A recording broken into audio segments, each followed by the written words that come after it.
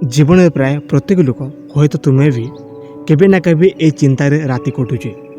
आसंता काली केमिति हेबो, घरर खर्च केमिति चलिबो, मोर स्वप्न पाई टंका केउटु आसीबो, एही प्रश्न मन को भीतर खाइदिए। किंतु गोटे कथा सबुले मन रख, टंका जीवनर अंश, जीवन नुहे। जे दिन टंका को तुम्हें जीवनर मालिक करदेव से दिन शांति हराइबो। और जो दिन टंका को तुम परिश्रम फल भी देखिबो से दिन भय कमिजिबो। प्रथम कथा, चिंता कम कर, कारण अतिरिक्त चिंता केबे टंका आनेनी, केवल शक्ति कमाई दिए। अनेक लोक दिन सारा भावती मो पाखरे टंका नहीं, मो कौन करी, किंतु ए चिंतार समझ जाए उपाय आसेनी। जदि घरे बसी केवल भय कर ते मनर शक्ति सुखीजीव। मन को भयर उठे काम लगाओ। आज तुम पाखर जिते अच्छी सेठारु आरंभ कर। छोट काम हो, छोट आय हो, लज्जा करनी। मन रख, छोट आरंभ हसी लोक मैंने गोटे दिन से लोक सफलता देखी चुप हो जाती। जो लोक माटी बीज पोते से परदिन फल चाहेनी, से जाने समझ लगे तुम परिश्रम सेपरी। आज जो दिन तुम्हें चेष्टा करुच तार फल आसब। तुम्हें जदि प्रतिदिन अल्प अल्प कर शिखुच, काम करुच, खर्च को बुझुच, तेबे यही दिन अंधार रहिबो नहीं। राति जेते दीर्घ हो सकाल आसी थाए। द्वितीय कथा, अन्य मानक सह निजको तुलना करनी। यही तुलना टंकार चिंता को दुई गुणा करे। तुम्हें देखुच अन्य लोक मैंने भल फोन किणती, बड़ घर करती, भल पोशाक पिंधती, तापर तुम मन भावे मु कहीं पारुनी। किंतु तुम्हें तांको जीवन समस्त संघर्ष देखुना। से मैंने आज जो अच्छा सेटा को पहुँचवा वर्ष वर्ष लगी। तुम्हें निजे पथर चल, निजर गति रख, धीरे हो किंतु सठिक दिगरे चल। गोटे दिन कहीं सफल हमें नहीं। आज तुम्हें जदि निजर आवश्यकता बुझी खर्च कर, अनावश्यक इच्छा को कमाइब, तेज चिंता अधा कमिज। मनुष्यर अधिकांश चाप आसे आवश्यकता नुहे, देखा देखी।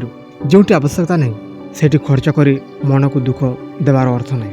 निज जीवन को निज शक्ति अनुयायी चल। सरलता केबे हार नुहे, सरलता हूँ शक्ति। तृतीय कथा, निज स्किल को बढ़ाओ। टंकार अभाव सबुठार बड़ उत्तर हूँ नुआ कि शिखा।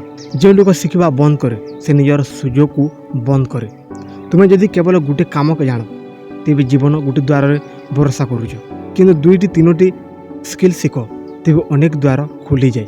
आज छोट किसी शिख, कथा कहवा, लेखा, टेक्नोलोजी, कौन सी कम स्किल किसी ना कि हो, जिते बेले तुम्हें निज को उन्नत कर, आयर रास्ता आस्ते आस्ते खुली जाए। लोक मैंने टंका पछरे दौड़ती, किंतु टंका से लोकों पाखक जाए जोटी मूल्य अच्छी। तुम मूल्य बढ़ाओ, तुम चिंता बढ़ाओ। दिन के दिन तुम्हें देख पूर्व जहाँ असंभव लगुला सेटा साधारण होउची। यह मन रख, टंका थिले सबु समस्या समाधान हुए। अनेक धनी लोक मैंने निद्राहीनता राति कटुंट, कारण शांति केवल बैंक रे नुहे मन रही थाए। जदि तुम मन में साहस अच्छी, धैर्य अच्छी, आशा अच्छी, तेबे तुम्हें गरीब नुहे। जे मनुष्य हारी जाए से गरीब, जे चेष्टा करे से आग को बढ़े। केबे केबे जीवन आमको खाली हाथ कर दिए, जेनटा कि आम बुझीपार। आमर शक्ति हाथ में नुहे मन में अच्छी। आम हाथ में जदि आज कम अच्छी, मन भांगनी, कारण आज अभाव कालीर शिक्षक। यही समय तुमको शिखाऊँगी केमिति शक्त होगाकू। जीवन में टंका अभाव जिते बेले आसे से मनुष्यर मन सबुठारु प्रथमे भांगी जाए। कारण आम भावु था टंका नथिले आमे सबकिछि शेष, किंतु सत्य कथा हूँ टंका नथिबा अवस्था जीवनर शेष नुहे। यह हूँ जीवनर गोटे अध्याय। ये अध्याय केबे कष्टर, केबे शिक्षार और केबे सहनशीलतार, आउ केबे केबे निजको चिन्हबार। जेमिति वर्षा पूर्वर आकाश धुंधरा हो जाए, ठीक सेमती जीवनर अभाव पूर्वर मन अंधार हो जाए। किंतु जेपरी वर्षा परे आकाश पुणी स्पष्ट हुए, ठीक सेमिति चेष्टा परे जीवन मध्य पुणी आलोकित हुए। अनेक लोक अच्छा जो मैंने टंकार अभाव में निज स्वप्न को छाड़ी दियंती। किंतु गोटे कथा भाव, स्वप्न केबे टंकार आरंभ हुए। स्वप्न आरंभ हुए मनर आग्रह। जार मन जीवंत से खाली हाथरू मध्य नुआ आरंभ करें। आज जदि तुम पाखरे बहुत किछि नाही, ताहेले मध्य तुम पाखरे अछि गोटे मूल्यवान जिनिस, तुमर इच्छा शक्ति।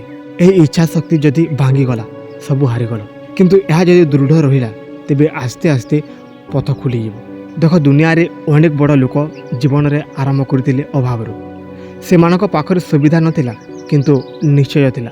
से माने राति रे चिंता करते, किंतु सकाले पुणी उठी काम करते, कारण से माने बुझीतिले चिंता करिले अवस्था बदलेनी, काम कले बदले। तुम जिते बेले अधिक भाव मो पाखरे किछि नहीं, सेते अधिक मन दुर्बल हेबो। କିନ୍ତୁ ଯେତେବେଳେ କହିବ ଆଜି କମ୍ ଅଛି କିନ୍ତୁ ଆସନ୍ତା କାଲି ବଢ଼ିବ, ସେଥିରେ ମନରେ ଶକ୍ତି ଆସିବ।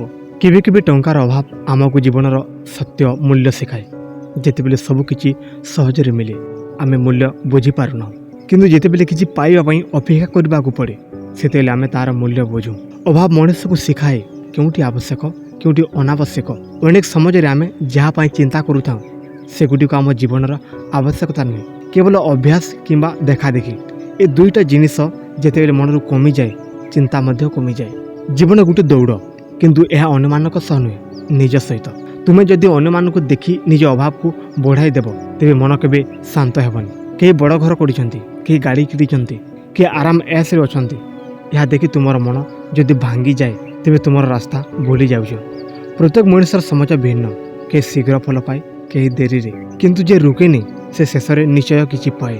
ତୁମେ ଯେତେବେଳେ ରାତିରେ ଚିନ୍ତାରେ ଶୋଇପାରୁନାହଁ ସେତେବେଳେ ମନେ ରଖ ଏ ରାତି ସଦାଦିନ ପାଇଁ ନୁହେଁ, ଏହା ମଧ୍ୟ କଟିଯିବ। ତୁମେ ଆଜି ଯେ କଷ୍ଟ ଭୋଗୁଛ ସେ କଷ୍ଟ ତୁମକୁ ଆଗାମୀ ଦିନରେ ଶକ୍ତ କରିବ। ଆଜି ଯଦି ତୁମେ ଧୈର୍ଯ୍ୟ ଧରିପାର ତେବେ ଆସନ୍ତାକାଲି ଏହି ସମାଜକୁ ମନେ ପକାଇବ ଓ କହିବ ସେଦିନ ମୁଁ ଭାଙ୍ଗି ନଥିଲି। କେବେ ଭୁଲିବନି ଟଙ୍କା ଜୀବନଟା ଦରକାର, କିନ୍ତୁ ଆତ୍ମସମ୍ମାନ ତାଠାରୁ ବଡ଼। ଅଭାବରେ ଥାଇ ସତ୍ୟ ରହିବା, ସଠିକ୍ ରାସ୍ତାରେ ଚାଲିବା, ଧୈର୍ଯ୍ୟ ଧରିବା ଏହା ମଧ୍ୟ ବଡ଼ ସଫଳତା। କାରଣ ଅନେକ ଲୋକ ଟଙ୍କା ପାଇଁ ନିଜକୁ ହରାଇ ଦିଅନ୍ତି, କିନ୍ତୁ ଯିଏ ନିଜ ମୂଲ୍ୟକୁ ରକ୍ଷା କରେ ସେ ଅସଲି ଧନୀ। ଜୀବନ ତୁମକୁ ବାରମ୍ବାର ପରୀକ୍ଷା କରିବ, କେବେ ଅଭାବ ଦେଇ, କେବେ ବିଫଳତା ଦେଇ, କେବେ ଅପମାନ ଦେଇ, କିନ୍ତୁ ପ୍ରତ୍ୟେକ ପରୀକ୍ଷା ପରେ ତୁମ ଭିତରେ ନୂଆ ଶକ୍ତି ତିଆରି ହୁଏ। ଏହି ଶକ୍ତି କେହି ବାହାରୁ ଦେଇପାରେନି, ଏହା ଆସେ ଭିତରରୁ। ତେଣୁ ଅଭାବକୁ ଶତ୍ରୁ ଭାବନି, ଶିକ୍ଷକ ଭାବ। ଆଜି ଯଦି ତୁମେ ଛୋଟ ଛୋଟ ପଦକ୍ଷେପ ନେଉଛ, ଅନାବଶ୍ୟକ ଖର୍ଚ୍ଚ କମାଉଛ, ନୂଆ କିଛି ଶିଖୁଛ, ଦିନକୁ ଅଳ୍ପ ଅଳ୍ପ କରି ପରିଶ୍ରମ କରୁଛ, ତେବେ ଏହି ଛୋଟ କାମଗୁଡ଼ିକ ଆସନ୍ତାକାଲି ବଡ଼ ପରିବର୍ତ୍ତନ ଆଣିବ।